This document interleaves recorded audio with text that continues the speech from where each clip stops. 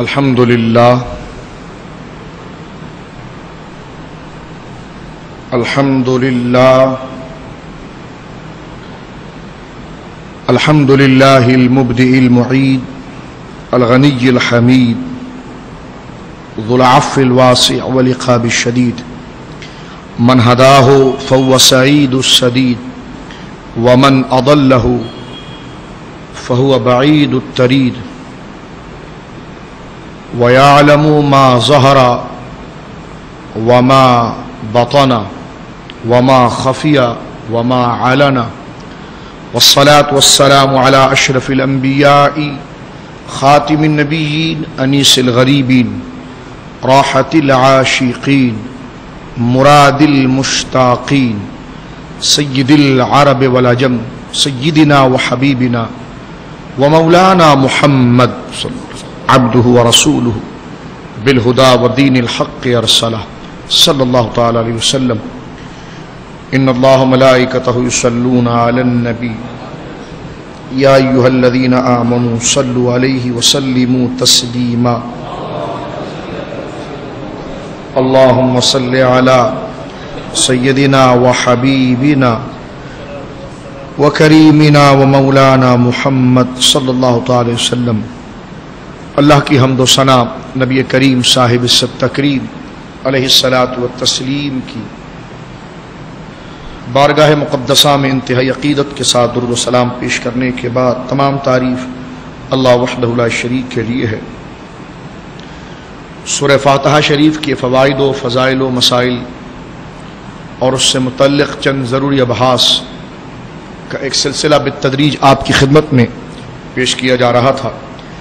کل کی نشست میں ہم نے سورہ فاتحہ کے وہ نام اور وہ اسماء مبارکہ جو سید عالم صلی اللہ علیہ وسلم نے سورہ فاتحہ سے متعلق ذکر فرمائے ہیں، کسی اور سورت کا اتنا نام اتنی تعداد میں کسی اور سورت کے ناموں کو ذکر نہیں کیا گیا کہ جتنی کثرت کے ساتھ اور جتنی عظمت کے ساتھ اور جتنی زیادہ تعداد کے اندر سورہ فاتحہ کے نام ملتے ہیں۔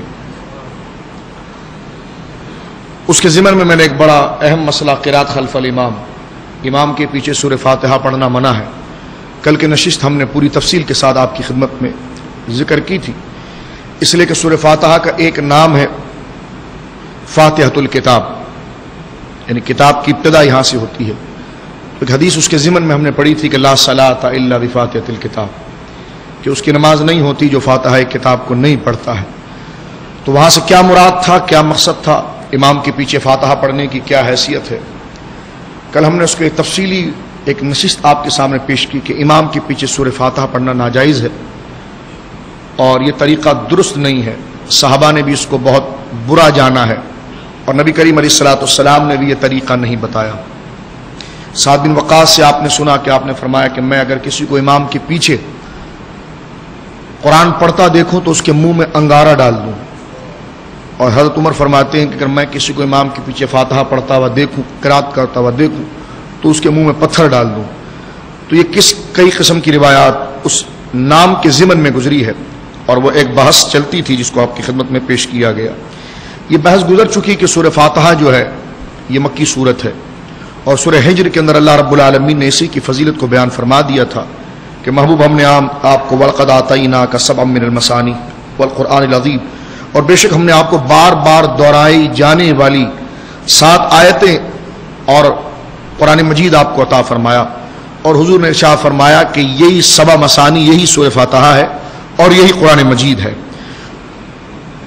سارے قرآن کو سورہ فاتحہ کا نام دیا گیا اور فرمایا حضور نے کہ فاتحہ ہی قرآن مجید ہے۔ اس کی ایک وجہ میں نے آپ کی خدمت میں عرض کی تھی، وہ یہ تھی کہ قرآن مجید برہان رشید میں جتنے مسائل ذکر کیے گئے وہ 3 قسم کے ہیں، علم عقائد ہے، علم احکام ہے، علم تذکیر ہے۔ علم عقائد اس میں اسلامی نظریات اور اسلامی قوانین ذکر کیے جاتے ہیں، علم احکام میں جس چیز کا ہمیں مکلف بنایا گیا ہے اس چیز کو ذکر کیا جاتا ہے، اور علم تذکیر کے اندر واعظ و نصیحت کی بات۔ قرآن کو پورا پڑھ لیجئے، اس کی 114 صورتیں آپ مکمل طور پر اگر اس کی ایک طائرانہ نظر بھی اس کے مضامین پر اگر قرآن پر ڈال دے تو یہ تمام مضامین نکھر کر جن 3 ابواب کے اندر متشکل ہو جاتے ہیں، مشتمل ہو جاتے ہیں، وہ 3 ابواب علم عقائد ہیں، علم احکام ہے اور علم تذکیر ہے۔ علم عقائد، عقائد اسلامیہ، آمنت باللہ و ملائکتی و کتبی، عقائد ہے۔ علم احکام، جس چیز کا ہمیں مکلف کیا گیا ہے، شریعت کے احکام۔ اور تیسری چیز علم تذکیر، واعظ و نصیحت، قصص اور واقعات ہیں۔ یہی پورے قرآن کا نچوڑ ہے، اور یہ پورے کے پورے تینوں باتیں اور تینوں جز اور تینوں موضوع جو قرآن کی اتنی ساری صورتوں میں پھیلے ہوئے ہیں، اللہ رب العالمین نے بیک وقت اس کو سورہ فاتحہ میں بیان کر دیا ہے۔ سورہ فاتحہ کی الحمدللہ رب العالمین الرحمن الرحیم مالک یوم الدین، یہاں تک عقائد کا ذکر ہے، قیامت کا ذکر ہے، اللہ رب العالمین کی ذات کا ذکر ہے، آخرت کا ذکر ہے، جزا و سزا کا ذکر ہے، ایاک نعبد و ایاک نستعین اہدنا الصراط المستقیم، یہاں تک احکام کا ذکر ہوا ہے اجمالاً، اس کی تفصیل پھر آگے آتی ہے۔ پھر صراط الذین انعمت علیہم سے لے کر ولضالین تک اس میں تذکیر کا ذکر ہوا ہے، اور واعظ و نصیحت، قصص اور سابقہ وہ انعام یافتہ بندے اور وہ قومیں جو اللہ رب العالمین کے دین کو لے کر کامیاب ہو چکی ہیں، ان کو بطور رول آف ماڈل کے قرآن پیش کرتا ہے، تو اس کو صراط الذین انعمت علیہم سے لے کر ولضالین تک پیش کر دیا گیا ہے۔ جو انعام یافتہ ہے ان کو بھی ذکر کر دیا گیا، اور ایسی بڑی قومیں جو اپنے بازو کی قوت کے اعتبار سے بڑی مصمم اور مضبوط قومیں تھیں، لیکن انہوں نے اللہ رب العالمین کے دین کو فراموش کیا تو ان کو عبرت کا نشان بنا دیا گیا، تو اس کو غیر المغضوب علیہم ولا الضالین کے اندر ذکر کر دیا گیا۔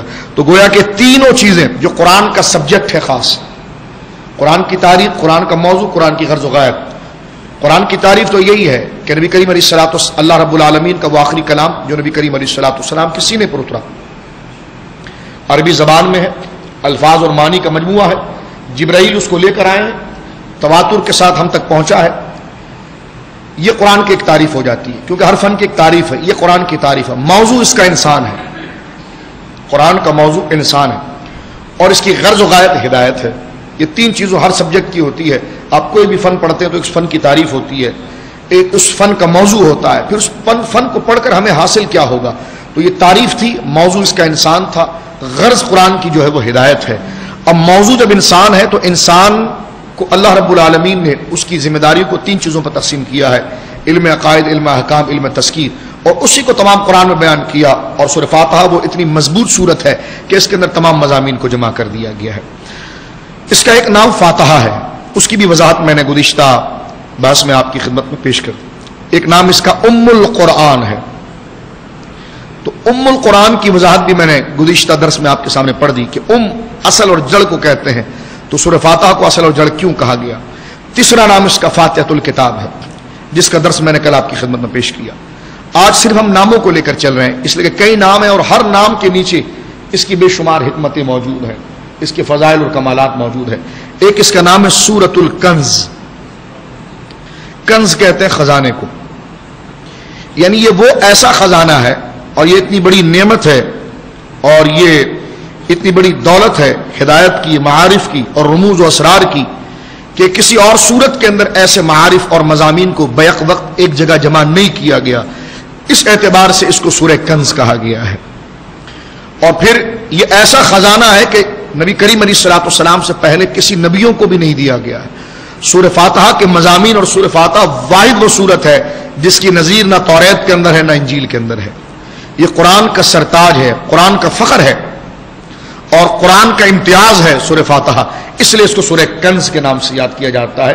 یعنی یہ وہ مضامین کا، معارف کا، اسرار کا اور علوم کا ایسا خزانہ ہے جو نبی کریم علیہ الصلوۃ والسلام سے پہلے کسی نبی کو نہیں دیا گیا، اور سید عالم کو دیا گیا۔ یہ آپ کا خاصہ ہے، آپ کا اختصاص ہے، اور یہ قرآن کی سب سے بڑی گویا کہ امتیازی پہلو ہے، اور قرآن کا سب سے بڑا گویا کہ اولین باب ہے جس سے قرآن کا تعارف ہوتا ہے۔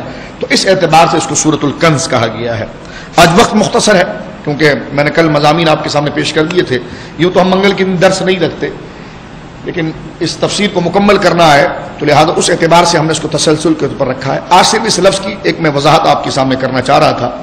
آئیے سورہ کنز سے متعلق سید عالم صلی اللہ علیہ وسلم کیا ارشاد فرماتے ہیں اس کو ہم دیکھتے ہیں۔ مسلم امام احمد میں یہ صحیح روایات موجود ہے، امام بخاری نے بھی اس کو نقل کیا ہے، ابو داؤد میں بھی یہ روایت موجود ہے، نسائی شریف کے اندر بھی روایت موجود ہے، جامع ترمذی میں بھی روایت ملتی ہے کہ موطا امام مالک میں بھی ملتی ہے کہ سید عالم صلی اللہ علیہ وسلم کی صحیح حدیث ہے کہ حضرت ابی بن کعب اور ایک حدیث میں حضرت سعید بن معلہ رضی اللہ تعالیٰ عنہما، ان دونوں صحابیوں کے بارے میں ہے۔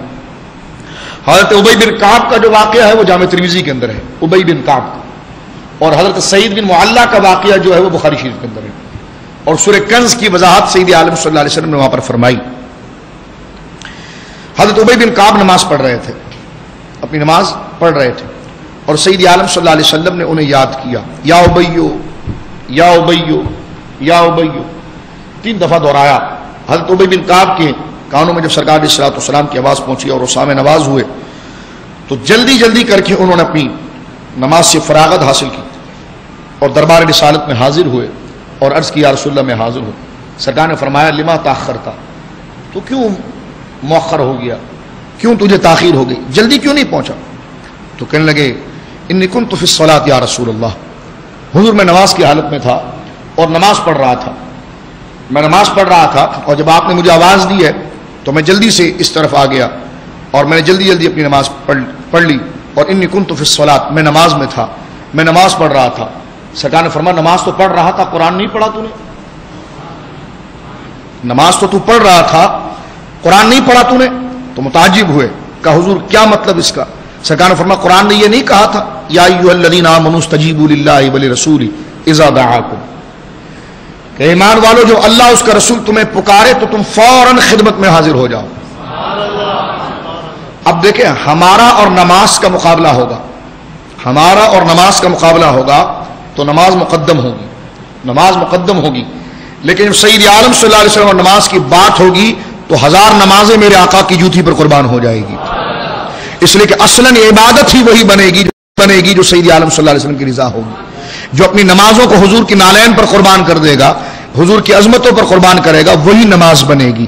اب وہ نماز پڑھ رہے ہیں، ہاں یہ ہے کہ والدین کے لیے حکم ہے کہ نفلی نماز چھوڑی جا سکتی ہے، اگر والدین بلا رہے ہیں، ان کو شدت ہے، تو ان کے لیے فقہا نے نفلی نمازوں کا حکم رکھا ہے، لیکن فرض نماز کسی کے لیے نہیں چھوڑی جائے گی، یہ اختصاص صرف سید عالم صلی اللہ علیہ وسلم کا ہے۔ فرمایا استجیبوا للہ ولرسولہ اذا دعاکم، جب اللہ اس کا رسول تمہیں بلائے تو تم جلدی سے آ جاؤ۔ وہ کہنے لگے کہ حضور میں نماز پڑھ رہا تھا، سرکار نے فرمایا نماز تو پڑھ رہا تھا کہ تو نے یہ قرآن کی آیت نہیں پڑھی جو اللہ رب العالمین نے ارشاد فرمایا استجیبوا للہ ولرسولہ اذا دعاکم، کہ اللہ کا رسول جب تمہیں بلائے تو تم جلدی سے حاضر ہو جاؤ اور جواب دینے کے لیے پہنچ جاؤ، لما یحییکم، تاکہ وہ تمہیں زندہ اور حیاتی بخشیں، تاکہ اللہ رسول تمہیں حیاتی بخشیں اور تمہیں زندہ و جاوید کر دے۔ تو حضرت ابی بن کعب نے آگے سے یہ نہیں کہا کہ حضور قرآن کی تو بات ہے بالکل درست ہے، لیکن میں تو نماز ہی پڑھ رہا تھا، لیکن حضرت ابی بن کعب نے جو خاموشی اختیار کی اور وہاں پر اپنے عقیدے اور سرکار علیہ الصلوۃ والسلام کی تربیت کا جو ایک اثر انہوں نے پیش کیا، کہنے لگے یا رسول اللہ ہاں آئندہ مجھ سے یہ نہیں ہوگا، جب آپ بلائیں گے میں اسی صورت میں حاضر ہو جاؤں گا۔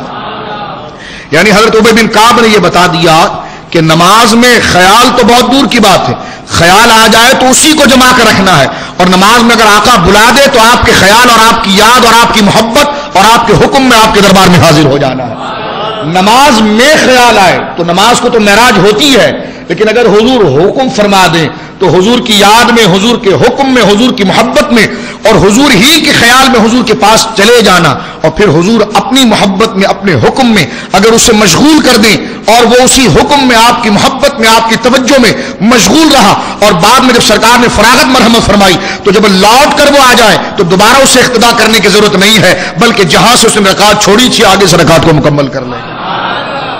یہاں سے اس اسماعیل قتیل کا بھی آپ کو جواب بڑے واضح طور پر مل جاتا ہے کہ میں نے کئی درسوں میں پہلے بھی یہ تمام باتیں کر دی تھی کہ حضور علیہ الصلوۃ والسلام کو ابی بن کعب کو بلانا اس بات کی دلیل ہے کہ نبیوں کے خیال سے اور پیارے محبوب کے خیال سے نمازیں فاسد نہیں ہوتی، بلکہ حکم یہ ہے کہ جب حضور بلائیں اور حضور جب بنفس نفیس بلا رہے ہو تو اس وقت حضور کی محبت میں ہی نماز کو معراج پہنچانے کے لیے، نماز کو منتہے کمال پر پہنچانے کے لیے حضور کی خدمت میں پہنچایا جائے، حضور کی خدمت میں آیا جائے۔ اور علماء نے لکھا کہ اگر کوئی 2 رکعت کی نیت باندھ چکا ہو، 1 رکعت وہ پڑھ چکا ہو اور حضور نے اسے بلا لیا، حضور نے اسے بلا لیا، تو علماء نے، امام ملا علی قاری علیہ رحمت نے مرقات کے اندر یہ لکھا ہے کہ پھر وہ اپنی رکعت کو چھوڑے گا، اور رکعت کو چھوڑے گا نہیں بلکہ اپنی اصل رکعت کو مکمل کرے گا، اور روح نماز کو مکمل کرے گا. ایک رکعت وہ پڑھ چکا ہے, سید عالم نے اگر اس کو بلا لیا تو وہ چلے گا اور سید عالم صلی اللہ علیہ وسلم کی خدمت میں حاضر ہوگا.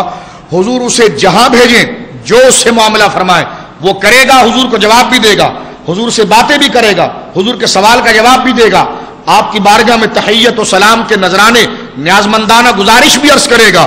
اور اس کے بعد جب سید عالم اسے کہیں گے چلے جا, تو آنے کے بعد وہ نماز وضو کر کے دوبارہ نہیں پڑھے گا, بلکہ ایک رکعت تو پڑھ چکا تھا, اب دوسری رکعت پڑھے گا. اور یہ جتنا پیریڈ گزرا ہے یہ سب نماز ہی تھا, نماز سے باہر نہ تھا.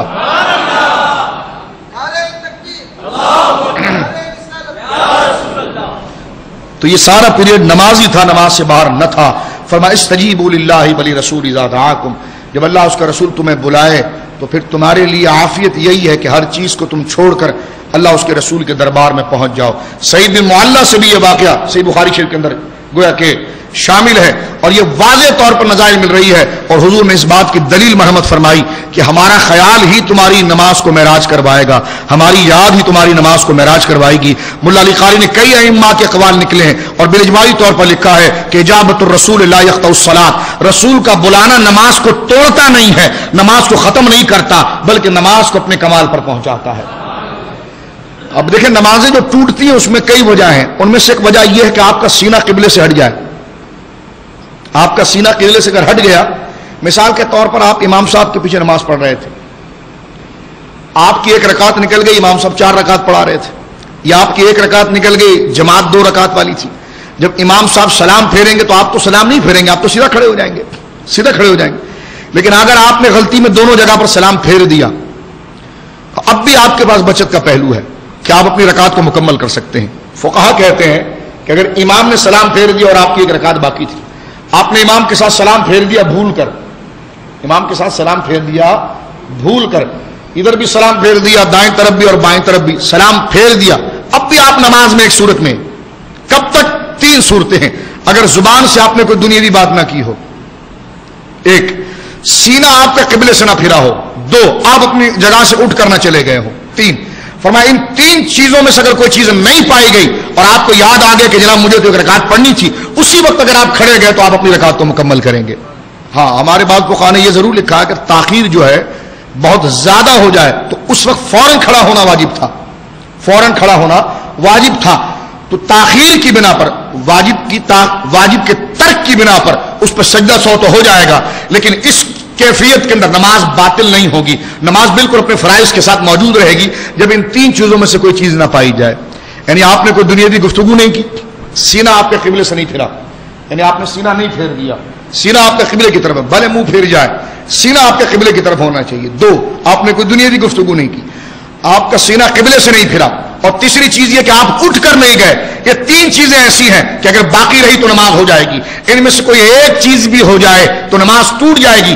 جبکہ رسول بلائیں تو تینوں چیزیں واقع ہو جاتی ہیں, اٹھ کر بھی جانا ہے, سینہ قبلے سے پھر بھی جائے گا, اور حضور سے باتیں بھی کرنا ہے. تو تینوں چیزیں پائی گئی, لیکن پھر بھی فرمایا گیا کہ اجابت الرسول لا یقطع الصلاۃ, رسول کا بلانا اپنی خدمت میں نماز کو توڑتا نہیں ہے. تو یہ کتنا بڑا امتیازی پہلو ہے, آپ اس حوالے سے دیکھیں. ہمارے صوفیہ نے اس پر بڑی پیاری بات کی ہے. میں ان بزرگ کا نام لینا چاہتا ہوں, اور یقیناً جنہوں نے انگلی پکڑ کر یوں سمجھے سے ہمیں چلنا سکھایا ہے, میرے آقا میرے مولا حکیم الامت حضور سیدنا مفتی احمد یار خان نعیمی علیہ رحمت بڑی پیاری بات یہاں پر لکھتے ہیں. یہ ہمارے بزرگوں میں سے بہت بڑی عاشق رسول شخصیت ہے, ان کا نام لینے سے بندے کے دل کے اندر عشق کا سمندر موجزن ہو جاتا ہے. حضور حکیم الامت رحمت اللہ علیہ بڑی پیاری بات فرماتے ہیں کہ یہ 3 چیزیں ہی ہیں, یہ 3 چیزیں ہی ہیں. یہ میں نکات کی طرف آ رہا ہوں, دلائل میں نے پیش کر دیے, مسئلے کو میں نے متحقق کر دیا ہے, مسئلے کو میں نے مسلم کر دیا ہے, اب اس میں گنجائش کوئی نہیں ہے. اب ذرا دل کے چراغ کو مزید تیز کرنے کے لیے لذت والی بات کر رہا ہوں. دلائل مکمل ہو چکے ہیں, اس لیے کہ یہ 3 چیزیں ہی تھیں. میں نے ملا علی قاری علیہ رحمت, امام قرطبی علیہ رحمت, دیگر اجلہ علماء نے اس بات کو لکھا ہے کہ رسول کے بلانے سے نماز نہیں ٹوٹتی, رسول کے بلانے سے نماز نہیں ٹوٹتی, رسول کے بلانے سے نماز نہیں ٹوٹتی. اور رسول وہ ہے اگر نماز میں آ جائیں تو پھر صفیں ہٹتی ہیں اور رسول پہلے مصلی پر جاتے ہیں. جو حدیث میں نے سیدنا صدیق اکبر کے حوالے سے آپ کی خدمت میں گویا کہ پیش کر دی ہے، اور یہ سید عالم صلی اللہ علیہ وسلم کا گویا کہ امتیازی وصف ہے، اس لیے کہ نماز کیا ہے؟ حضور نے فرمایا صلو کما رأیتمونی اصلی، نماز وہی ہے جس طرح کہ تم مجھے پڑھتے ہوئے دیکھتے ہو۔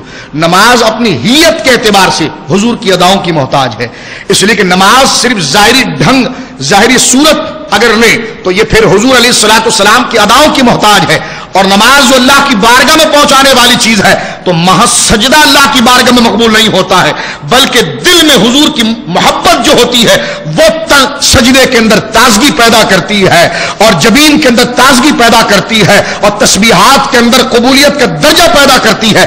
اس لیے صحابہ کے سجدے مقبول ہو جاتے ہیں، منافق کا کوئی سجدہ مقبول نہیں ہوتا ہے۔ حضور کے پیچھے تو دو قسم کے لوگ نماز پڑھتے ہیں نا، اگر محض سجدہ خدا کی بارگاہ میں مقبول ہے تو پھر منافق کا سجدہ مقبول کیوں نہیں ہوتا؟ آپ کہیں گے خدا کو نہیں مانتا، کس نے کہا نہیں مانتا؟ وَمِنَ النَّاسِ مَن يَقُولُ آمَنَّا بِاللَّهِ وَبِالْيَوْمِ الْآخِرِ وَمَا هُمْ بِمُؤْمِنِينَ، وہ تو اللہ کو مان رہے تھے، وہ کہتے تھے رسول کو بھی اس سے ہٹا دو ہم سب مان لیں گے۔ وَإِذَا قِيلَ لَهُمْ تَعَالَوْا يَسْتَغْفِرْ لَكُمْ رَسُولُ اللَّهِ لَوَّوْا رُؤُوسَهُمْ، یہ سورہ منافقون میں کہا گیا کہ آؤ رسول تمہاری سفارش کر دے۔ جب ان پر لعنتیں اترنے لگی اور ہر جگہ سے ذلیل ہونے لگے، اب دل کہنے لگا اللہ ہمیں معاف کر دے، اللہ ہمیں معاف کر دے۔ وہ خدا کی پناہ پکڑ رہے تھے، وہ خدا کی پناہ پکڑ رہے تھے، چاہتے تھے خدا ہمیں معاف کرے، لیکن خدا نے اپنی حکمت اور اپنی قدرت اور اپنے ایمان کی اور اپنی محبت کی کسوٹی جو بنائی ہے وہ پیارے مصطفیٰ کو بنائی ہے۔ فرمایا ہاں بخش دوں گا میں تمہیں۔ وَإِذَا قِيلَ لَهُمْ تَعَالَوْا يَسْتَغْفِرْ لَكُمْ رَسُولُ اللَّهِ، اے حبیب تو ان سے کہے آؤ میرے پاس، میں سفارش کروں گا تو خدا بخشے گا، میں سفارش کروں گا تو خدا بخشے گا۔ فرمایا لَوَّوْا رُؤُوسَهُمْ، خدا سے انہیں کوئی دشمنی نہ تھی، مصطفیٰ سے تھی۔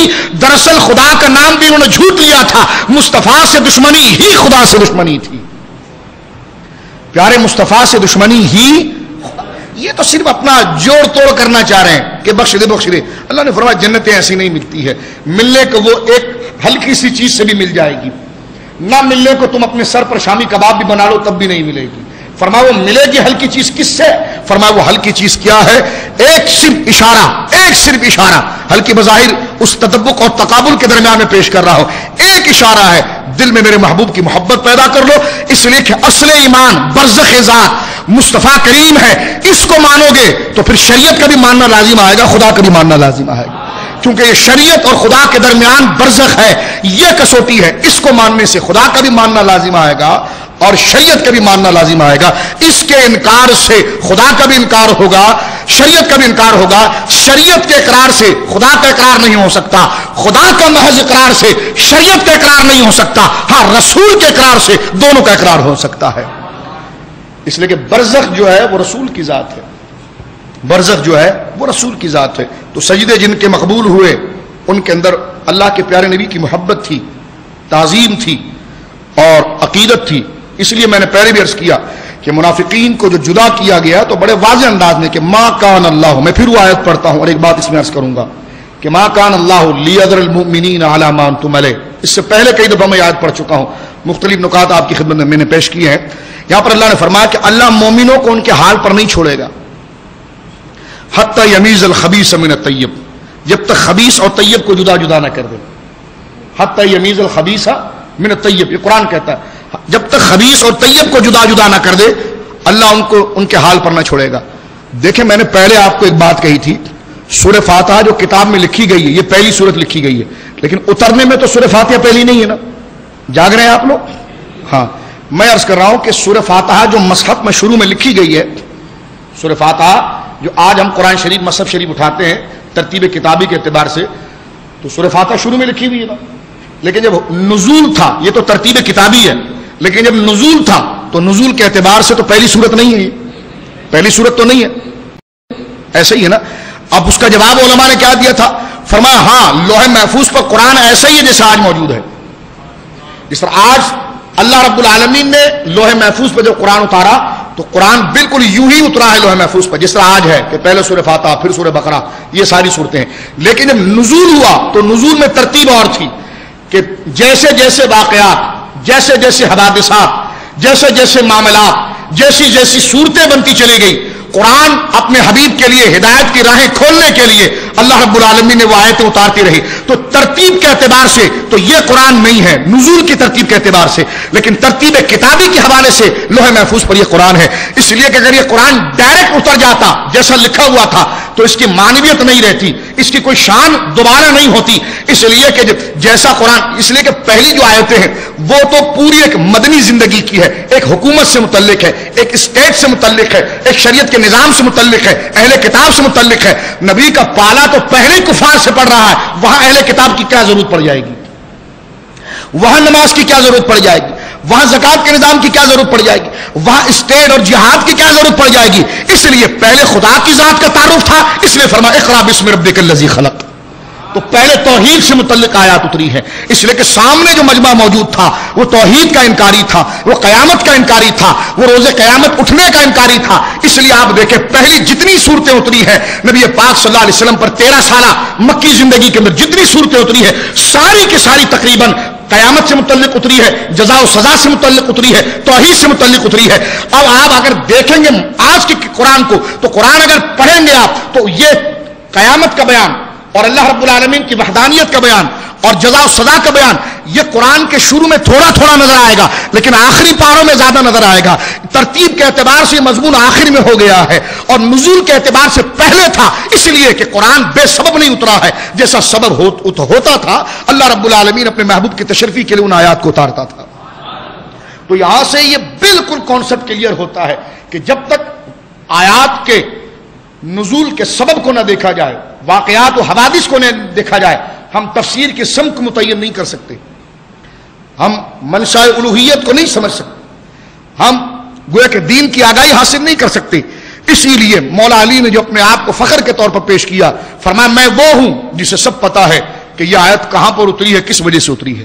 یہ حضرت علی نے پہلی بات اپنی فضیلت میں کیوں کی ہے, اس لیے کہ قرآن کی تفسیر اور تبلیغ کا سب سے بڑا مقصد یہ ہے کہ یہ کس کے لیے اتری تھی, کس واقعے پر اتری تھی, کیا وجہ تھی. جب وجہ واقعہ ذات سامنے آ جائے گی تو قرآن کی آیتیں خود بخود سمجھ میں آ جائے گی.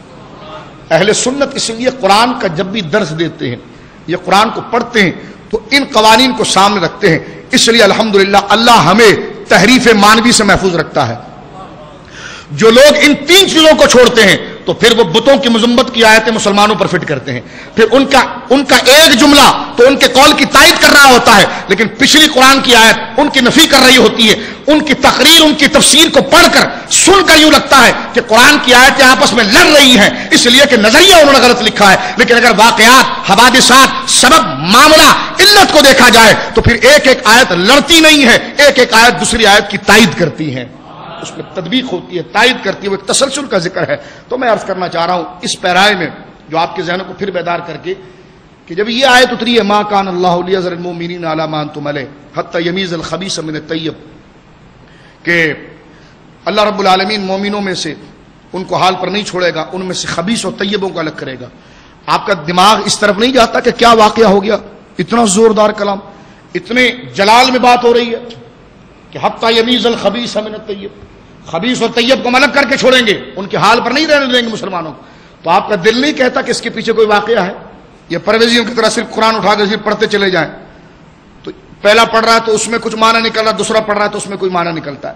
قرآن پڑھنے والا, قرآن کا ترجمہ پڑھنے والا بھی قرآن اپنے پڑھنے والے کو یہ شعور ضرور دیتا ہے. اگر کوئی محض قرآن کا ترجمہ پڑھے تو قرآن اس میں شعور پیدا کرتا ہے کہ تو نے یہ پڑھ تو لیا لیکن اس کے واقعے کو پڑھ کے یہ اترا کیوں ہے.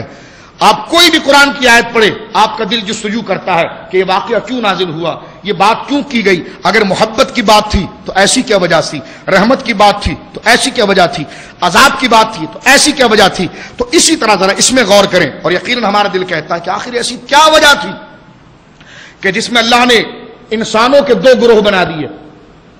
میں انسان سے ہٹ کر بظاہر کہوں گا کلمہ پڑھنے والوں کے 2 گروہ بنا دیے, کلمہ پڑھنے والوں کے 2 گروہ بنا دیے, ایک بنایا طیب, ایک بنایا خبیث. اب اس میں پتا چلا کہ کلمہ پڑھنے والے کو قرآن نے ایک حیثیت سے طیب بھی کہا ہے اور اسی میں ایک طبقہ ایسا ہے جس کو قرآن نے خبیث کہا ہے. حتی یمیز الخبیث من الطیب, یہ قرآن کہہ رہا ہے. یہ جب تک ہمیں ڈیفائن اور جب تک ہمارے لیے اس کی وضاحت, اس کی وسعت اور اس کی صورت ہمارے سامنے نہیں آئے گی, جب تک ہم اس واقعے کی طرف نہ جائیں.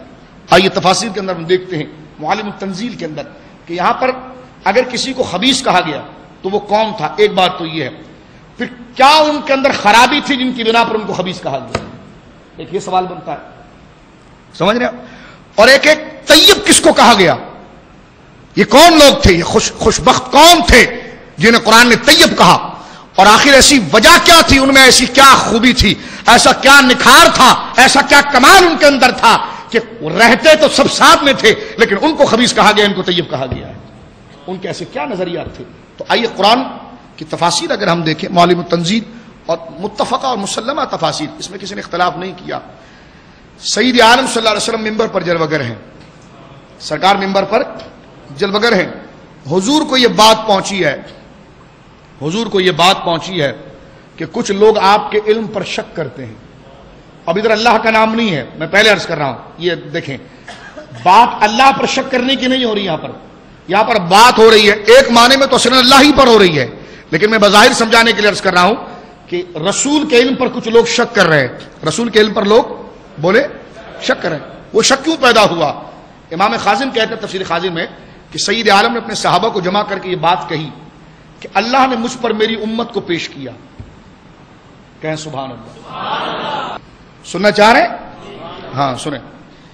تو میں عرض کرنا چاہ رہا تھا کہ نبی کریم علیہ الصلوۃ والسلام نے صحابہ کو جمع کیا، یہ مبارک حدیث یاد رکھیں، یہ آپ کا ایمان بچائے گی۔ یہ آپ کہتے ہیں نا میرے کفن پر لکھ دینا، میں نے کہا لکھنا چھوڑیں، یہ یاد کرنے کفن پہ خود لکھا جائے گا، یہ رکھ لیں۔ بولے جی گنبد بنا لینا پکی قبر، ہم نے کہا نہیں، جس کو یہ یاد رہا اللہ کی بارگاہ میں اس کا مرتبہ وہی گنبد والوں کے ساتھ ہو جائے گا جو یہ یاد رکھ کر گویا کہ اپنے ایمان لے گیا۔ یہ ایمان کو بچانے والی حدیث ہے، اس پر غور سے یاد کریں۔ سرکار فرماتے میری امت مجھ پر پیش کی گئی، صحابہ سے کہتے فرمایا کہ مٹی کے گھروندوں پر اور مٹی کے مجسمے بنا کر ان کی شکلیں مجھے بتائی گئی۔ من آمن بی ومن یکفر بی، جو مجھ پر ایمان لائے گا ان کے بھی چہرے بتا دیے گئے۔ تو آپ سبحان اللہ یہ کہیں کہ حبیب مسجد والوں کہ آپ کے چہرے بھی سید عالم کو دکھا دیے گئے، اور حضور نے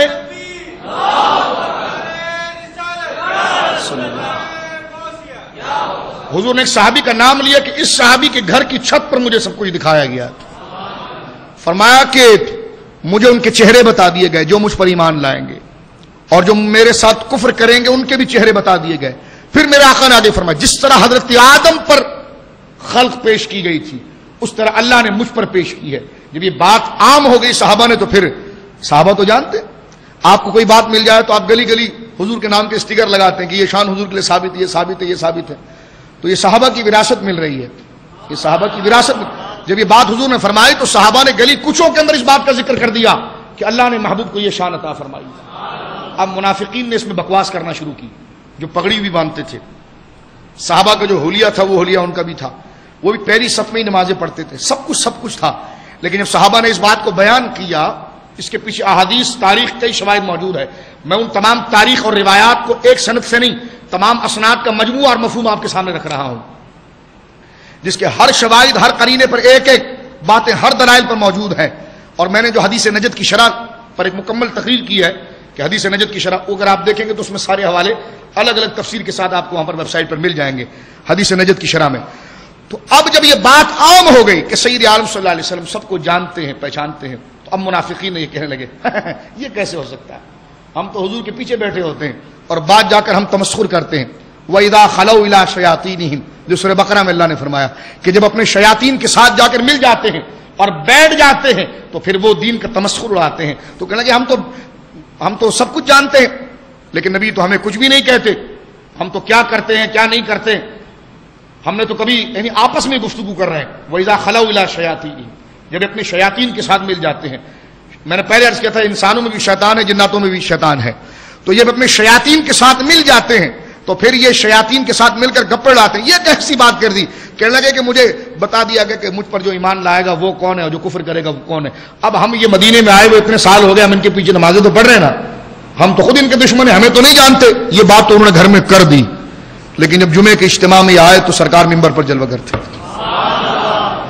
جو انہوں نے بکواس وہاں پر کی، اللہ نے اپنے محبوب کو ان کی ساری باتیں بتا دی کہ محبوب انہوں نے یہ کیا ہے، محبوب انہوں نے یہ کیا ہے، سرکار ممبر پر جلوگر ہیں، سرکار علیہ الصلوۃ والسلام نے خطبے میں پہلے یہی بات ارشاد فرمائی، ما بال فی قوم تعینوا فی علمی، کیا ہو گیا ان لوگوں کو کہ جو میرے علم پر تانا کرتے، میرے علم کے بارے میں بکواس کرتے ہیں، غلط باتیں کرتے ہیں، میرے علم کے بارے میں باتیں کرتے ہیں، کیا ہو گیا اس قوم کو؟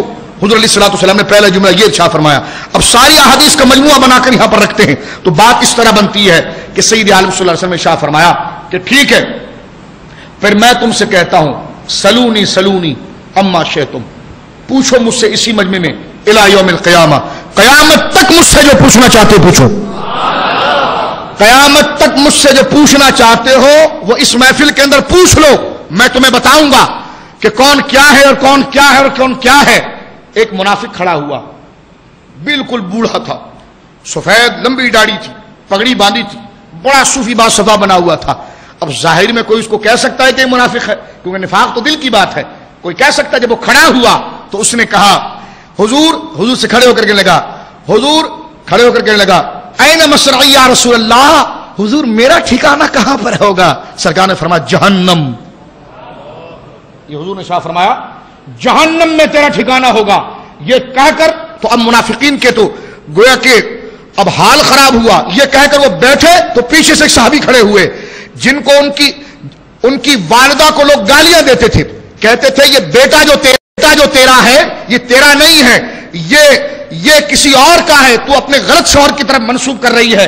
آج وہ جوان ہو چکے ہیں صحابی، لوگ ان کی والدہ کو گالیاں دیتے تھے. جب صحابی نے دیکھا کہ دریائے علم مصطفیٰ جوش میں ہے اور سرکار سب بتا رہے ہیں تو کھڑے ہو کر کہنے لگے من ابی یا رسول اللہ، حضور میرا باپ کون ہے؟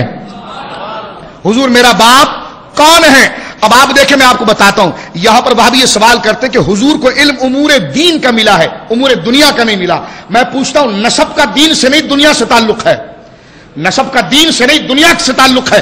صحابی نے کھڑے ہو کر حضور سے پوچھا من ابی یا رسول اللہ، حضور میرا نسب کیا ہے؟ سرکار نے یہ نہیں کہا کہ مجھ سے قرآن کے بارے میں پوچھ، مجھ سے خدا کے بارے میں پوچھ، مجھ سے آخرت کے بارے میں پوچھ، میں کیا جانوں تیرا باپ کون ہے؟ مجھے تو آئے ہوئے 2-3 سال ہوئے ہیں مدینے کے اندر، مجھے کیا پتا تیرا باپ کون ہے اور تیری والدہ کون ہے؟ لوگ تو صحیح کہہ رہے ہوں گے جو تیرے بارے میں کہہ رہے ہیں، اس لیے میں تو ابھی آیا ہوں اور برسا برس سے تیرے نسب پر تانا ہو رہا ہے، برسا برس سے تیرے نسب پر تانا ہو رہا ہے. مجھ سے تو دین کی بات پوچھ، نسب کی بات کیوں پوچھتا ہے؟ لیکن نہیں، یہ کہنا کہ انتم عالم بامور دنیاکم، کہ رسول اللہ نے یہ فرمایا کہ تم دنیا کے امور کو بہتر جانتے ہو، وہ تو حضور نے ناراضگی کا اظہار فرمایا تھا.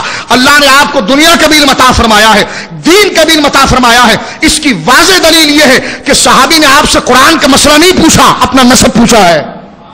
پکڑے ان کو جو کہتے ہیں حضور کو دنیا کا علم نہیں ہے، جو بخاری کی حدیث لاتے ہیں کہ انتم عالم بامور دنیاکم، وہ کھجور تعبیر نخل کے مسئلے پر کہتے ہیں کہ حضور نے فرمایا انتم عالم بامور دنیاکم، کہ تم اپنے دنیا کے معاملے کو بہتر جانتے ہو. تو پتہ چلا حضور دنیا کے معاملے کو نہیں جانتے. سارے محدثین نے لکھا کہ حضور نے ناراضگی کے اظہار میں کہا ہے کہ ٹھیک ہے جب تم میری بات نہیں مانتے ہیں تو انتم عالم بامور دنیاکم، ٹھیک ہے پھر تم دنیا کے زیادہ جاننے والے ہو مجھ سے، پھر جو تمہیں کرنا ہے وہ تم کرتے رہو. یہ تو ناراضگی کا اظہار تھا. لیکن میں یہ کہتا ہوں ثبوت پر یہ واضح حدیث موجود ہے، ایک نہیں کثیر حدیث. کہتے ہیں من ابی یا رسول اللہ، قرآن کا نماز کا مسئلہ نہیں پوچھ رہے، وہ کہتے ہیں حضور میرا باپ کون ہے؟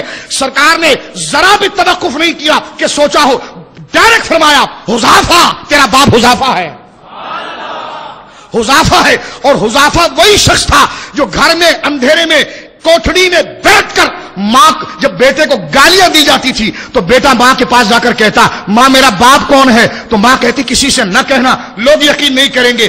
بیٹے کے کان میں کہتی تھی کہ تیرا باپ حذیفہ ہے. ماں بیٹے کو حذیفہ کا پتہ دیتی ہے، مصطفیٰ منبر پر اس کی تصدیق کرتے ہیں اور فرمایا تیرا باپ حذیفہ ہے. یہاں سے صحابی کا عقیدہ دیکھیں، صحابی نے اپنی عزت کی بازی لگا دی، اس لیے کہ اب تو تانے دے دے کے اس نے خاموشی اختیار کی. اگر صحابی کا یہ نظریہ ہوتا کہ نبی دنیا کی باتیں نہیں جانتا، صحابی کا یہ نظریہ ہوتا کہ نبی کو کسی شے کا علم نہیں، تو وہ اپنے لیے گالی کی سند لیتا.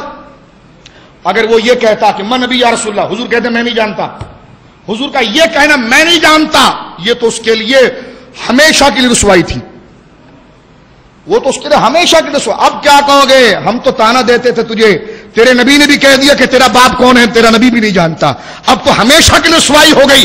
لیکن کیوں رضا مشکل سے ڈریے جب نبی مشکل کشا ہو.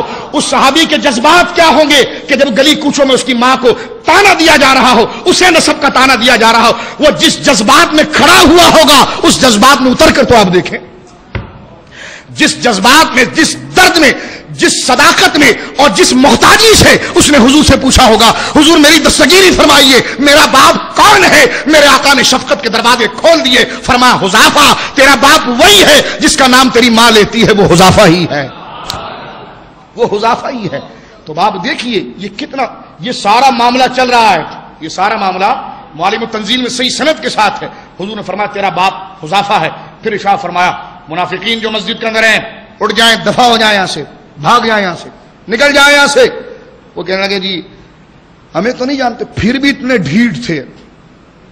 وہ کہتے تھے ہم نے نمازیں بڑی پڑھی ہے, خدا ہمیں ذلیل نہیں کرے گا, ہم نے بڑی نمازیں. میں پہلے عرض کر رہا ہوں میں ایک حدیث نہیں پڑھ رہا, میں ساری حدیثوں کو لا کر یہاں پر خلاصے کے طور پر پیش کر رہا ہوں. میں کسی بخاری کے ایک حدیث کو کوٹ نہیں کر رہا, میں بخاری سے لے کر آخر تک مجموعہ زوائد تک جتنی احادیث اس سے ملتی جلتی ہے سب کا خلاصہ میں آپ کے سامنے رکھ رہا ہوں تاکہ کوئی یہ اعتراض نہ کرے. ہاں جو میں کہہ رہا ہوں وہ اگر کسی حدیث میں نہ ہو تو پھر گرفت کیجئے گا, لیکن میں یہ دعویٰ نہیں کرتا کہ یہ سارا واقعہ ایک حدیث کے اندر ہے.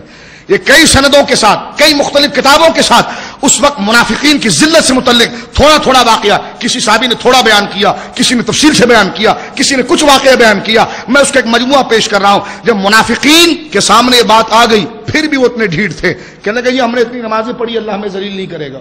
وہ پھر بھی ڈائریکٹ کے چکر میں تھے, وہ پھر بھی ڈائریکٹ کے چکر میں تھے, کیونکہ ابلیس کا بھی یہی طریقہ تھا, ابلیس کا بھی یہی طریقہ تھا. آج تک ابلیس روتا ہے. مفسرین نے یہ لکھا ہے کہ وما ارسلناک الا رحمۃ للعالمین, کہ جب یہ آیت اتری نا کہ محبوب ہم نے تجھے سارے جہانوں کے لیے رحمت بنا کر بھیجا, تو ابلیس نے اللہ کی بارگاہ میں کہا کہ مولا میرے لیے مصطفیٰ کیسے رحمت ہوں گے؟ سب کے لیے رحمت ہے عالمین میں, تو میں بھی تو عالمین میں شامل ہوں. علامہ اسماعیل حقی نے لکھا کہ پوچھا کہ میرے لیے رحمت کیسے ہوں گے, تو اللہ نے فرمایا جا, جو صبح شام تجھ پر فرشتے گرز برساتے ہیں وہ اب نہیں برسائیں گے, یہ میری مصطفیٰ کی رحمت کا تقاضا ہوگا کہ تجھے بھی اس رحمت میں لے لیا ہے, تجھے بھی اس رحمت میں لے لیا ہے. فاضل بریلوی نے کتنی پیاری بات کی ہے کہ نجدی تجھ کو مہلت دی کہ تو اس عالم میں ہے. اعلیٰ حضرت ایک جگہ پر کہتے ہیں اس کو, نجدی تجھ کو مہلت دی کہ تو اس عالم میں ہے, کافر و مرتد پہ بھی رحمت رسول اللہ کی. نجدی تجھ کو مہلت دی کہ تو اس عالم میں ہے, کافر و مرتد پہ بھی رحمت رسول اللہ کی. ہاں دنیا میں تو رحمت رہے گی لیکن آخرت کے اندر رحمت صرف عشاقان رسول اور کلمہ گو مسلمان کے لیے ہوگی.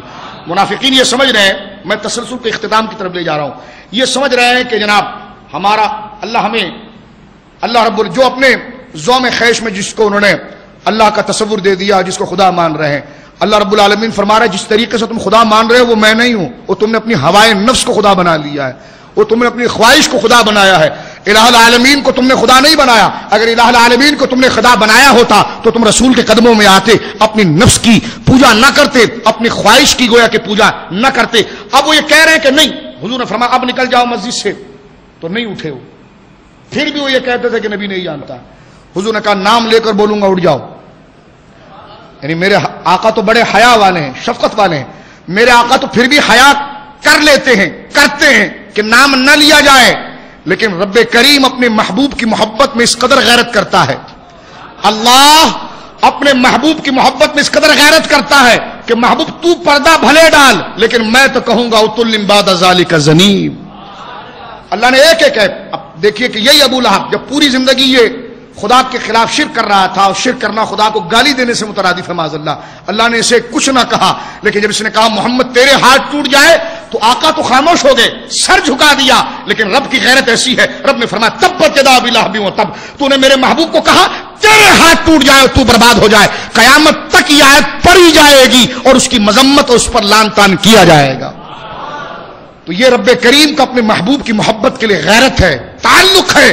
اور اللہ اور غلاموں نے اور عشاق نے اور صوفیاء نے یہی فرمایا کہ جنت میں جائے گا وہ جو نبی پاک کے لیے ایسی غیرت رکھے گا جس طرح خدا اپنے محبوب کے لیے رکھتا ہے, کہ محبت بھی ان کے لیے کرے گا اور دشمنی بھی ان کے لیے کرے گا. تو نہیں اٹھے وہ. سرکار نے کہا نام اب تو نام لوں گا. پہلا آپشن تھا کہ چلے جاؤ, کہا اب نام لوں گا, پھر بھی نہیں اٹھے. فرمایا باپ کے نام سے پکاروں گا. یہ علم کی وسعت اور دریچے کھل رہے ہیں، یعنی رب کی طرف سے اجازت مل رہی ہے نا. جب اجازت ملتی ہے تو میرے آقا آخری صدی تک بتاتے ہیں، اور جب اجازت نہیں ہوتی محبوب نہ بتانا تو جبریل کو کہتے ہیں چپ ہو جاؤ، جتنا تو جانتا ہے اتنا میں بھی جانتا ہوں. جبریل جب پوچھ لیں مجمع کے اندر کہ قیامت کب آئے گی، تو سرکار کہتے ہیں جبریل یہ کو پوچھنے کی بات ہے لوگوں کے درمیان کہ قیامت کب آئے گی. کہ جمعے کو آئے گی، عصر کے بعد آئے گی، محرم کی 10 تاریخ کو آئے گی، مہینہ محرم کا ہوگا، وقت عصر کے بعد کا ہوگا، دن جمعے کا ہوگا. نہیں جی سن، ارے سن کوئی بتانے کی چیز ہے؟ سب تو بتا دیا. جس کو سب پتا ہو گیا ہے اس کو سن بھی بتا دی گئی ہے، لیکن چپ رہنے کے لیے کہا گیا ہے کیونکہ اسی سن کے اندر سارے دین کا راز پوشیدہ ہے، سارے دن. لیکن بھابھی اس چیز سے پڑھے رسول کو قیامت کا علم نہیں ہے. ابھی جب بتا دیا جمعے کے دن آئے گی تو یہ علم نہیں تو اور کیا. جب بتا دیا کہ یہ علامت ہے، یہ واضح علامت نہیں تو اور کیا. بتا دیا عصر کے بعد آئے گی، نہیں جی سن بتائیے. ہم نے کہا یہ سوال تو خود یہودی اور نصرانی رسول سے کرتے تھے، اور رسول ان کی کم علمی کو دیکھ کر اتنا بڑا راز افشا نہیں کرتے بلکہ خاموش ہو جایا کرتے تھے اور کہتے تھے کہ وَعِندَهُ مَفَاتِحُ الْغَيْبِ لَا يَعْلَمُهَا إِلَّا هُوَ، یہ تو غیب کی کنجیاں ہیں، اس کو خدا کے سوا کوئی نہیں جانتا ہے. یہ کہہ کر میرے مصطفیٰ اس راز پر پردہ ہی رہنے دیتے تھے کہ وَعِندَهُ مَفَاتِحُ الْغَيْبِ. تم جیسے جذباتیوں کے سوال کو لے کر رسول جو اتنا حلیم اور بردبار ہو وہ اتنے اہم راز کو خدا کے واضح نہیں کرتا، اس لیے کہ رسول کے رازوں میں سے ایک راز یہ ہے کہ جو قیامت کا علم ہے. کیونکہ قیامت اس دنیا میں واقع ہوگی نا، قیامت اس دنیا میں واقع ہوگی، اور رسول جو ہے اس دنیا کے اندر خدا کا خلیفہ ہے، خلیفہ ہے. اب یہ کیسے ہو سکتا ہے کہ جو دنیا کے اندر اس کائنات کے اندر قیامت واقع ہوگی اور رسول جو ہے اس کائنات کا خدا کا نائب اعظم اور خلیفہ ہے؟ یہ کیسے ہو سکتا ہے کہ قیامت دنیا کا بننا اور خراب ہونا، ختم ہونا، یہ تو ضروریات ذمہ داری کی پہلے ہے. یہ کیسے ہو سکتا ہے کہ خدا نے نبی کو اس سے غافل رکھا ہو اور درمیان کے امور دے دیا ہو؟ یہ تو کوئی خلافت کا منصب نہ ہوا. خلافت کو تو یہ منصب ہوا کہ جس سے کائنات کی وزارت دی گئی ہے اس کو کائنات کی ہر شے کے بارے میں بتا دیا گیا ہے کہ یہ ایسا ہوگا، یہ ہوگا، اور یہ بھی بتا دیا گیا ہے محبوب کس چیز کو بتانا ہے اور کس کو نہیں بتانا ہے. ہاں تو جو بتائے گا وہ بھی ہماری مرضی سے ہوگا، نہ بتائے گا وہ بھی ہماری مرضی سے ہوگا. فرمایا نام لے کر نہیں اٹھے، کباب کا نام لے کر نہیں اٹھے. اور اس وقت پھر سید عالم صلی اللہ علیہ وسلم نے منبر پر جلوہ گر ہو کر نام لیا، یا فلاں بن فلاں، یا فلاں بن فلاں، یا فلاں بن فلاں، اے فلاں کے بیٹے فلاں. نام نہیں، اس کے باپ کا بھی نام لیا، اے فلاں کے بیٹے فلاں، اے فلاں کے بیٹے فلاں. علماء نے یہ بھی لکھا ہے کئی تو ایسے تھے کہ باپ کا نام کچھ لیتے تھے اور باپ کوئی اور تھا. کئی تو اس میں ایسے تھے کہ باپ کا نام کچھ لیتے تھے، باپ کوئی اور تھا، لیکن مصطفیٰ کا علم یہ تھا کہ جو اصلی باپ تھا مصطفیٰ اسی کے نام سے پکارتے تھے. کیونکہ بعض منافقین کو شک ہوا، نام میں تو غلطی کر دی ہمارے ابا کے، لیکن جب تحقیق کی گئی تو پتا چلا گیا کہ وہی تھا جو مصطفیٰ نے کہا ہے، جس کو اب ذکر کر رہا ہے وہ اس کا باپ نہ تھا. تو یہ حضور کے علم کی وسعت ہے. فرمایا اے فلاں بن فلاں، اے فلاں بن فلاں، نکل جائے اس مسجد کے اندر سے. جب ان کو دھتکار کر نکالا گیا، صحابہ نے ان کو اٹھا کر مسجد سے باہر پھینکا تو سورہ توبہ کی آیت نازل ہوئی. محبوب ہم ان منافقوں کو 2 عذاب دیں گے، ہم ان منافقوں کو 2 عذاب دیں گے. ثم یردون الی عذاب عظیم، پھر ہم ان کو تیسرے عذاب کی طرف پھیر دیں گے. سورہ توبہ میں تیسرے عذاب کی طرف پھیر دیں گے. پہلا عذاب کیا ہے؟ دنیا میں 2 عذاب کون سا ہے؟ تو مفسرین نے فرمایا پہلا عذاب منافقین کے یہ تھا کہ جو ان کی درویشی تھی، جو ان کی بزرگی کے گویا کہ شادیانے تھے اور جو شامیانے انہوں نے بنائے ہوئے تھے اپنی عزت کے، جو عزت کو 4 چاند انہوں نے لگایا تھا، تو ساری عزت مسجد سے باہر نکال کے جب ان کو پھینکا گیا پتہ چل گیا یہ منافق ہے. تو ایک تو ان پر یہ بڑا عذاب تھا، اس لیے کہ داڑھی کے جھانسے میں جو یہودیوں کے ایجنٹ تھے، یہ پگڑی کے جھانسے میں جو یہودیوں کے ایجنٹ تھے، یہ جبے قبے کے جھانسے میں جو منافق تھے، اب تک تو حضور نے خاموشی اختیار کی تھی، لیکن جب ان کو پھینکا گیا تو یہ ان پر ایک بہت بڑا عذاب تھا. تو قرآن کہتا ہے سنعذبہم مرتین، ہم دنیا میں انہیں 2 عذاب دیں گے. ایک عذاب تو وہ جو مسجد سے پھینکا گیا، اور دوسرا عذاب عذاب قبر ہے. دوسرا عذاب عذاب قبر ہے. ثم یردون الی عذاب عظیم، اور تیسرا عذاب جہنم کا ہے جو فرمایا ہم عذاب عظیم کی طرف ان کو اٹھا کر پھینک دیں گے. یہ جب واقعہ ہوا تو آیت اتری ما کان اللہ لیذر المؤمنین علی ما انتم علیہ حتی یمیز الخبیث من الطیب. اب اللہ رب العالمین محبوب مسلمانوں کو ان کے حال پر نہ چھوڑے گا جب تک کہ خبیث اور طیبوں کو الگ الگ نہ کر دے. آپ سمجھ گئے اس آیت کا سارا معنی؟ اس میں آپ دیکھیں طیب کس کو کہا گیا؟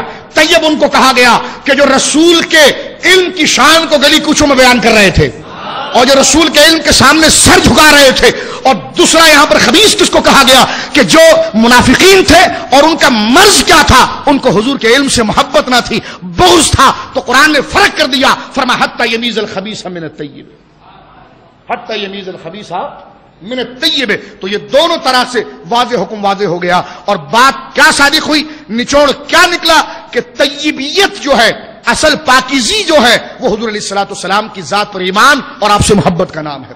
ورنہ منافقین دیکھیے، میں نے دونوں واقعات پہلے بھی سنایا، ابھی بھی بتایا کہ وہ خدا کے لیے تو اپنے سارے تعلقات بحال کرنے کے اس میں تھے، لیکن اللہ رب العالمین نے فرمایا کہ نہیں، اگر کرنا ہوتا تو ہم ابلیس کی خطا کو معاف کر دیتے، تم تو بہت بعد میں ہو. اگر بغیر رسول کی محبت میں کسی کو بخشنا ہوتا تو ہم تو ابلیس کو بخش دیتے، لیکن اس کو آج تک اس لیے نہیں بخشا، ارے وہ تو ہمیں آج بھی سجدہ کر رہا ہے، وہ تو ہمیں آج بھی سجدہ کر رہا ہے، آج بھی وہ لا الہ الا اللہ کا ترانہ پڑھ رہا ہے، لیکن وہ لا الہ الا اللہ اس کے گناہوں کو معاف نہیں کر رہا، اس لیے کہ آج بھی کتابوں میں لکھا ہے کہ جب ابلیس بہت تھک جاتا ہے، ذلیل ہو جاتا ہے، رسوا ہو جاتا ہے، اس تقریروں سے اس پر کوئی کم وار چل رہے ہوں گے.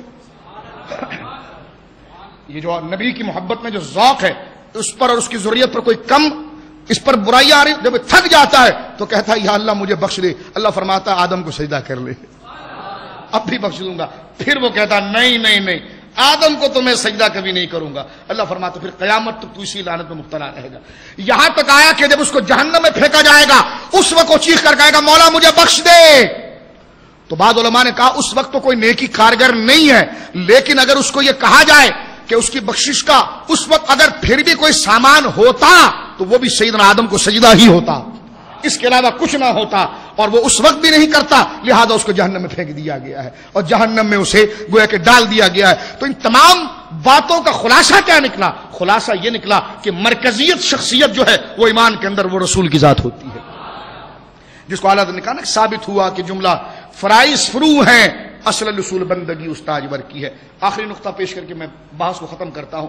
میں عرض کر رہا تھا شروع میں، آپ سو رہے ہیں، میں تو اس پٹری پہ چل رہا ہوں تو یہاں پر تو ذوق بڑھ رہا ہے، نیند تو کہیں دور دور تک تو ہے ہی نہیں. میں نے بات کہاں سے شروع کی تھی کہ 3 چیزیں ہیں جو نماز کو توڑتی ہے، اس خاص کیفیت اور ہیت کے اعتبار سے. جب آپ کا سینہ قبلے سے پھرے گا، کسی سے بات کر لیں گے آپ اور اٹھ کر چلے جائیں گے، لیکن جب رسول کی طرف جائیں گے تو یہ ساری چیزیں پائی جائیں گی. پھر بھی اگر آپ کی نماز نہ ٹوٹے تو اس کی وجہ کیا ہے؟ تو یہاں پر دلائل تو مکمل ہو چکے ہیں. ذوق کی ایک میں بات کر رہا تھا کہ سر سوئے حرم جھکا دل سوئے مصطفیٰ، سر سوئے حرم جھکا دل سوئے مصطفیٰ، دل کا خدا بھلا کرے یہ نہیں اختیار میں. یہ بھی اس عاشق رسول حضور سیدنا حکیم الامت مفتی احمد یار خان نعیمی رحمۃ اللہ علیہ، اللہ ان کی قبر پر کروڑوں رحمت نازل فرمائے، ان کا یہ پیارا عشقیہ غزل ہے ان کی کہ سر سوئے حرم جھکا دل سوئے مصطفیٰ. کوئی کہے گا دل نے سجدہ کیا، ہم نے کہا جی دل کا سجدہ ضروری ہے، سر کا سجدہ خدا کے سوا کسی کو نہیں ہو سکتا. اس لیے کہ صحابہ نے سجدہ بمانا عبادت نہیں، سجدہ بمانا جھکنا ہے، سجدہ بمانا جھکنا ہے، سجدہ بمانا جھکنا ہے. کعبہ جس طرح کعبہ بمانا اللہ وہاں پر نہیں، کعبہ کا معنی مرکز ہے، کعبہ کا بمانا مرکز ہے، یعنی اس کی سمت میں آ گئے تو خدا کی طرف آ جاؤ گے. تو کعبے کی سمت تو بعد میں تھی، پہلے تو مصطفیٰ کا چہرہ تھا نا، پہلے تو مصطفیٰ کا چہرہ تھا. تو کعبے سے بڑا کعبہ مصطفیٰ کا چہرہ ہے، کیونکہ کعبے سے مراد خدا اس میں نہیں. میں پھر عرض کروں، خدا کی طرف بڑھنے کے لیے مرکز، نقطہ جس کی طرف توجہ ہو جائے، یعنی جس طرف بندہ دیکھے، اور بندہ جب ایک مرکز کو دیکھتا ہے تو ارد گرد کی چیزیں نظر نہیں آتی ہے، نظریں وہاں پر جا کر جڑ جاتی ہے. تو جب ارد گرد کے خیالات ختم ہو جائے اور نظر جس پر جڑ کر رہ جائے اسے مرکز اور قبلہ کہا جاتا ہے. تو عقیدت کا قبلہ سید عالم صلی اللہ علیہ وسلم ہے، اس لیے کہ آپ ہی پر اگر نظر جا کر جمے گی تو اصلاً اللہ رب العالمین کی، تو کیونکہ کعبے پر تو کوئی وحی نہیں آئی ہے، کعبے نے تو خدا کو نہیں دیکھا ہے، کعبے نے تو خدا کو نہیں دیکھا، میرے مصطفیٰ نے دیکھا ہے. کعبے کو تو اللہ نے حبیب نہیں فرمایا، مصطفیٰ کریم کو اللہ نے حبیب فرمایا.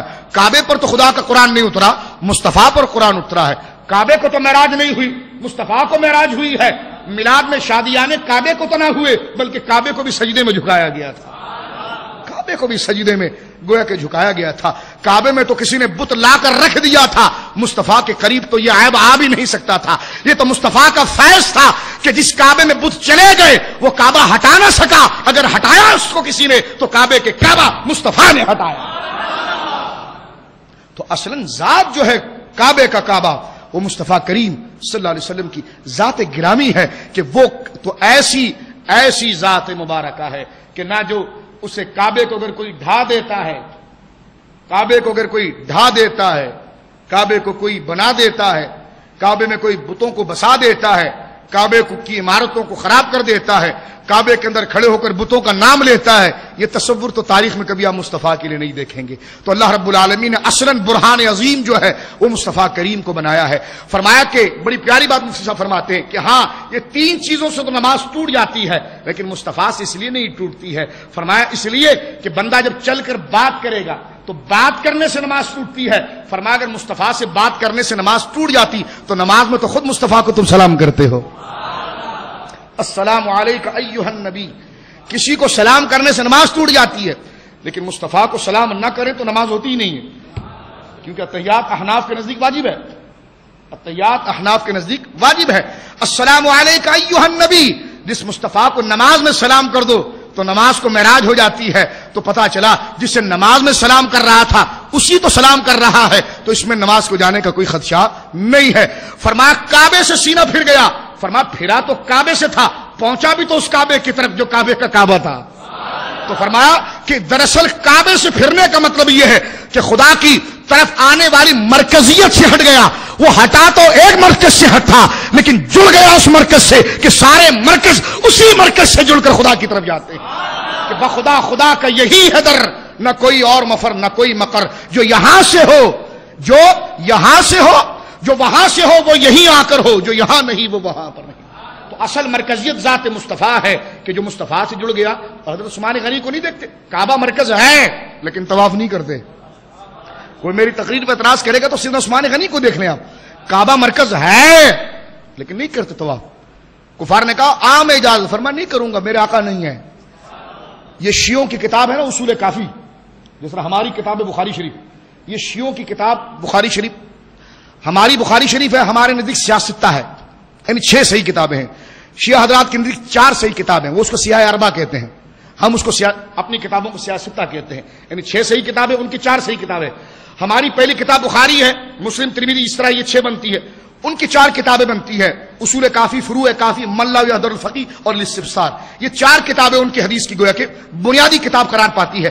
تو اصول کافی جس کے بارے میں شیعہ حضرات کا یہ قول ہے کہ امام غائب نے اس میں یہ روایت لکھائی ہے، اصول کافی میں آپ حدیبیہ کا مقام کا باب اٹھا کر دیکھیں، وہاں پر وہ روایت پڑی ہے۔ میں اس وقت بخاری نہیں پڑھتا، میں اصول کافی پڑھتا ہوں۔ دیکھیے حضرت عثمان غنی کی شان کیا ہے، اصول کافی میں بھی درج ہے کہ جب حضرت عثمان غنی کعبے کے طواف نہ کیا آپ نے بلکہ کعبے میں چلے گئے آپ، تو یہاں پر جو حدیبیہ میں کچھ لوگ بیٹھے ہوئے تھے، انہوں نے کہا عثمان کتنا خوش نصیب ہے، عثمان کتنا خوش نصیب ہے کہ اب تو یہ کعبے کا طواف کر رہا ہوگا، غلاف کو چوم رہا ہوگا، آنکھوں سے لگا رہا ہوگا، زمزم پی رہا ہوگا۔ یہ باتیں انہوں نے یہاں پر کی اور نیک باتیں کی ہے، کوئی گناہ کا کام تو نہیں غلاف کو چومنا، کوئی زمزم کو پینا کوئی بری بات تو نہیں میرے بھائی، ہے کوئی صفا مروہ صحیح کرنا کوئی بری بات تو نہیں ہے۔ لیکن عثمان غنی لوٹ کر آئے، اصول کافی میں لکھا ہے، آپ کو پتا چلا کہ آپ کے خاص قریبی دوستوں نے یہ باتیں کی، آپ ناراض ہو گئے، آپ ناراض ہو گئے۔ میں پوچھتا ہوں اس ناراضگی میں کیا راز ہے وہ سمجھنا ہے صرف۔ آپ ناراض ہو گئے، گئے ان کے پاس، اصول کافی میں موجود ہے، پوچھا تم نے میرے بارے میں اتنا برا خیال رکھا، ہممتا بسوئن، برا خیال رکھا؟ انہوں نے کہا جی کیا برا خیال رکھا، کیا برا خیال کیا اور کیا بری بات کی آپ کے بارے میں؟ یعنی یہ کہنا کہ عثمان گیا ہے کعبے میں، وہاں کعبے کا طواف کر رہا ہوگا، زمزم پی رہا ہوگا، غلاف کعبہ سے لپٹا ہوگا، لیکن عثمان غنی کہتے یہ خیال اچھا نہیں ہے، برا ہے۔ میں نے کہا ہم پر کیا فتویٰ لگاتے ہو، اعلیٰ حضرت کے بارے میں کیا بات کرتے ہو؟ ہمم تبسو کا لفظ جو ہے، یہ ہمم تبسو کا لفظ یہ حضرت عثمان غنی کے الفاظ ہیں۔ فرمایا تم نے میرے بارے میں برا خیال کیا۔ وہ دوست کہنے لگے حضور کیا برا خیال کیا؟ کہا یہ برا خیال نہیں تو اور کیا ہے کہ مصطفیٰ نہ ہو اور میں کعبے کا طواف کر لوں، مصطفیٰ نہ ہو اور میں کعبے کا غلاف چوم لوں، تو یہ کیا ہے؟ پتا چلا مرکزیت اول اگر کسی کو ہے تو آمینہ کے نار سرور دو عالم سید عالم صلی اللہ علیہ وسلم کی ذات مبارک۔ خلاصہ یہ کیا نکلا، میسج اس کے اندر یہ نکلا کہ ایمان کی اساس اور بنیاد جو وہ رسول کی ذات ہے. اس کے قریب جتنا ہوں گے تو دراصل آپ خدا کے قریب ہو گئے. آپ نے علم قیامت کو لے لیا, آپ نے ساری چیزوں کو لے لیا, تو فرماتے اگر سینہ کعبے سے پھرا, بات کی بات تو آ گئی کہ سلام تھا, اور سینہ اگر کعبے سے پھرا تو کہا پھر کر ہوا کس کی طرف؟ جو کعبے کا کعبہ ہے.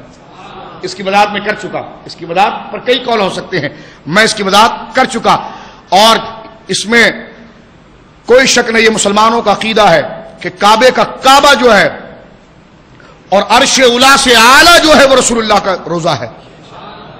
عرش اولا سے اعلیٰ جو ہے وہ رسول اللہ کا روزہ ہے. یہ صرف جہالت ہے. ابن تیمیہ نے اس مسئلے کو غلط کہا, لیکن 1000 ابن تیمیہ جمع ہو جائیں اور اس جیسے 1000 حدیث کے پڑھنے والے جمع ہو جائیں, قاضی یاز کی جوتی کو نہیں پہنچ سکتے. علامہ قاضی یاز صاحب شفا اتنے عظیم محدث ہیں کہ محدثین کی جماعت میں ان کو سر فہرست بٹھایا جاتا ہے. آپ 5ویں صدی کے بزرگ ہیں. شفا کے اندر آپ نے لکھا, اور آپ نے لکھا ہی نہیں بلکہ یہ لکھا کہ امت کا اجماع ہے. قاضی یاز نے اجماع کا لفظ لکھا ہے. اجماع کا لفظ سمجھ گئے آپ, اختلاف کسی میں نہیں ہے. فرما امت کا اجماع ہے کہ رسول اللہ کا جسد اطہر سبحان اللہ جس جگہ موجود ہے, اور جو مٹی آپ کے جسم سے لگ گئی اور جو زمین آپ سے جسم سے لگ گئی, قاضی یاز شفا میں لکھتے ہیں کہ وہ جگہ کعبہ, خانہ کعبہ, بیت المقدس, آسمان, زمین, لوح محفوظ, یہاں تک کہ عرش اعلیٰ سے بھی افضل ہے. یہ قاضی یاز نے لکھا. اسی کو مدارج نبوت میں شاہ عبدالحق مودودی سے دہلوی نے نقل کیا, آپ سے پہلے بھی علماء نے نقل کیا. میں کہتا ہوں یہ عقیدہ اگر شرک ہوتا تو پھر یہ علماء اس کو اجماع کیوں لیتے؟ دراصل یہاں پر خناس ذہن میں یہ آتا ہے, لوگ سمجھتے ہیں عرش پر خدا بیٹھا ہوا ہے, لوگ سمجھتے ہیں عرش پر خدا بیٹھا ہوا ہے, تو عرش سے بھی حضور اعلیٰ ہو گئے. عرش پر خدا بیٹھا ہوا تو حضور عرش سے بھی اعلیٰ ہو گئے. میں نے کہا ایک بات چھوڑو, قیامت میں حضور عرش پر بیٹھیں گے کہ نہیں بیٹھیں گے اس پر بات کر لو. عسیٰ ان یبعثک ربک مقام محمودا, محبوب ہم آپ کو مقام محمود پر پہنچائیں گے. صحابہ کیا تفسیر کرتے ہیں؟ فرمایا مقام محمود کیا ہے؟ فرمایا عرش خدا ہے جس پر خدا اپنے مصطفیٰ کو بٹھائے گا. مصطفیٰ قیامت کے دن خدا کے عرش پر بیٹھیں گے. آواز نہیں آپ لوگوں کی, میرا جی چاہ رہا ہے میں مائک چھوڑ کر اٹھ جاؤں آپ کے سامنے سے, کہ اتنی بڑی فضیلت میں آپ کا دل سبحان اللہ نہیں کہہ سکا. ہمارے ماں باپ کی عزت قربان ہو جائے مدینی آقا کے قدموں پر.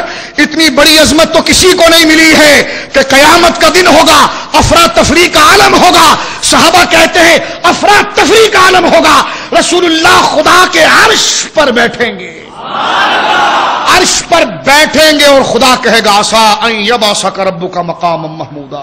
محبوب ہم نہ کہتے تھے یہی وہ جگہ ہے جو تیری تمہید اور تیری تعریف کی جگہ ہے. آج میری ساری خدائی واہ واہ کر رہی ہے, اور جو واہ واہ کرتے ہیں اسے حامد کہتے ہیں, اور جس کی واہ واہ ہوتی ہے اسے محمود کہا جاتا ہے, اسے محمود کہا جاتا ہے. تو اب اس مسئلے میں اختلاف کی گنجائش کیا ہے؟ اجماع اس پر موجود ہے. اور خدا کا عرش پر بیٹھنا تو ہم خدا کو بیٹھنے سے پاک مانتے ہیں. بیٹھنا جسم کی صفت ہے, بیٹھنا. اور دوسری بات یہ, تم کہتے ہو کہ عرش سے اعلیٰ, ہم نے کہا عرش سے اعلیٰ, خدا سے اعلیٰ نہیں کہا. ہم نے عرش سے اعلیٰ کہا, خدا سے اعلیٰ نہیں کہا. آپ تو سمجھتے نہیں, پہلے کوئی توحید سیکھو تو تمہیں پتہ چلے نا. کہا عرش سے اعلیٰ, تو میں نے کہا عرش خالق ہے, خدا ہے. کہنے کہ نہیں. تو میں نے کہا کیا ہے؟ کہ مخلوق ہے. تو میں نے کہا طے ہو گیا نا کہ عرش مخلوق ہے. کہنے کہ ہاں مخلوق ہے. ہم نے کہا مخلوق میں سب سے باعزت خلق کون سی ہے, اور مخلوق کا سردار کون ہے؟ کہ سرکار ہی ہے. تو میں نے کہا موٹی عقل یہی تمہیں سمجھا رہا تھا کہ خدا سے افضل نہیں, عرش سے افضل ہے. اور اسی کو اجماع امت لکھا گیا ہے کہ نبی کریم علیہ الصلوۃ والسلام کا جسد مبارک جہاں پر لگا ہوا ہے وہ زمین جو ہے عرش سے بھی اعلیٰ ہے. تو مجھے کہنے دیجئے پھر اہل بیت کے فضائل میں, وہ زمین جب تک مصطفیٰ کے جسم سے لگی نہ تھی تو عرش سے اعلیٰ تو نہ بنی تھی نا. جب تک لگی نہ تھی تو عرش سے اعلیٰ تو نہ بنی. یہ تو میرے مصطفیٰ کا جسم لگ گیا تو وہ عرش سے اعلیٰ ہو گیا. قربان جائیے سیدہ زہرا کی عظمت پر, سبحان اللہ.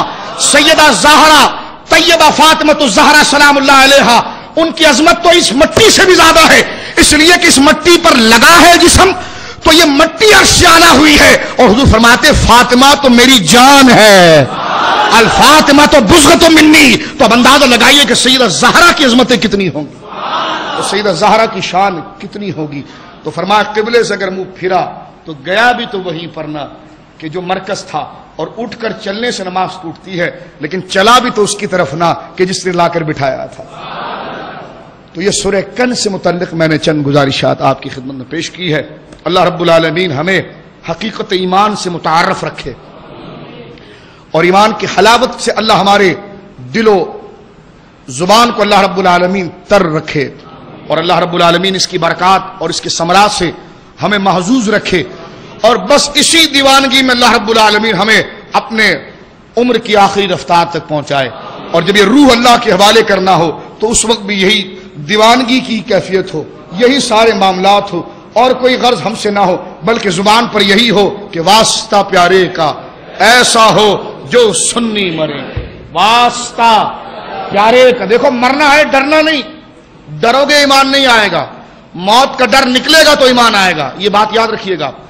اگر موت سے ڈر لگ رہا ہے تو ایمان ابھی اندر داخل نہیں ہوا ہے، یہ اوپر اوپر سے چڑھ رہا ہے، بس اندر نہیں اترا ہے۔ حضور نے خود فرمایا میری امت کامیاب جب ہوگی جب موت کا خوف نکالے گی۔ لکل امت اجل، موت کا ایک وقت مقرر ہے، ایمان ہے آپ کا اس پر؟ پہلے نہیں آ سکتی، دیر میں ایک وقت متعین ہے نا، تو پھر ڈرنا کسی سے؟ جب اس نے آنا ہے اور اٹل ہے اور لکھی جا چکی ہے تو پھر ڈرنا کس سے؟ ہاں، نیک امیدوں سے اسے حسن و جمال کی طرف لایا جا سکتا ہے۔ تو مل کر کہیں واسطہ پیارے کا ایسا ہو جو سنی مرے، یوں نہ فرمائے تیرے شاہد کے وہ فاجر گیا، عرش پہ دھومیں مچیں وہ مومن صالح ملا، فرش سے ماتم اٹھے وہ طیب و طاہر گیا۔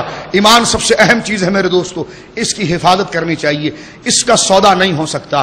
ایمان ماں سے زیادہ حرمت والی چیز ہے، ماں کی گالی کوئی برداشت نہیں کر سکتا، ماں کے لیے غلط نسبت کوئی برداشت نہیں کر سکتا، اس طرح ایمان کی گالی بھی اور حضور کی عظمت کی فروخت اور حضور کے دشمنوں کے طعنے بھی برداشت نہیں کیا جا سکتے۔ ماں کی عزت و حرمت میں وہ مقام نہیں جو ایمان اور مذہب کی قدروں کے اندر ہے۔ تو ایمان کی قدر اور ایمان کے لیے غیرت یہ ماں کی حیا سے زیادہ ہونی چاہیے، جب جا کر ایمان بچے گا، محفوظ رہے گا۔ ورنہ لوگ جائیں گے تو جنت میں ضرور، لیکن قبر تک پہنچنا بہت بڑی بات ہے۔ باعزید بوستامی سے بچے نے کہا تھا نا کہ آپ کی داڑھی اچھی ہے یا بیل کا دم، تو آپ ناراض نہیں ہوئے، آپ عارف باللہ تھے، آپ اپنے مراد پر پہنچے اور ایک گہری سوچ لے کر آنکھوں میں آنسو لا کر عرض کرنے لگی کہ بیٹا سن، اگر ایمان لے گیا تو میری داڑھی اچھی ہے، ایمان لے گیا تو میری داڑھی اچھی تھی، اور اگر ایمان نہ لے جا سکا تو بیل کا دم اچھا تھا، اس لیے کہ اس بیل سے تو کوئی باز پرس نہیں ہوگی، مجھ سے تو بہت کچھ پوچھا جائے گا۔ تو لہذا ایمان کی حفاظت بہت ضروری ہے۔ اللہ آپ اور ہم تمام مسلمانوں کی ایمانوں کی حفاظت فرمائے، جو بیمار ہیں انہیں صحت کاملہ عاجلہ عطا فرمائے۔ اللہ رب العالمین ہمیں تمام اپنے امور میں کامیاب فرمائے۔ ہمیں یہ نہیں پتا کہ لیلۃ القدر کون سے رات میں آتی ہے، اور ہم ڈھونڈیں گے لیکن ہمیں نہیں پتا، لیکن ہمیں یہ پتا ہے کہ بخشوانے والی ذات محمد مصطفیٰ کریم صلی اللہ علیہ وسلم کی ہے۔ یا اللہ ان کے صدقے ہمیں لیلۃ القدر کی برکات نصیب فرما، آمین یا رب العالمین۔ صلی اللہ تعالی علی خیر خلقہ سیدنا وعلی آلہ وصحبہ اجمعین۔ قبولیت کی نیت کرتے ہوئے ایک دفعہ مل کر پڑھ لیجیے لا الہ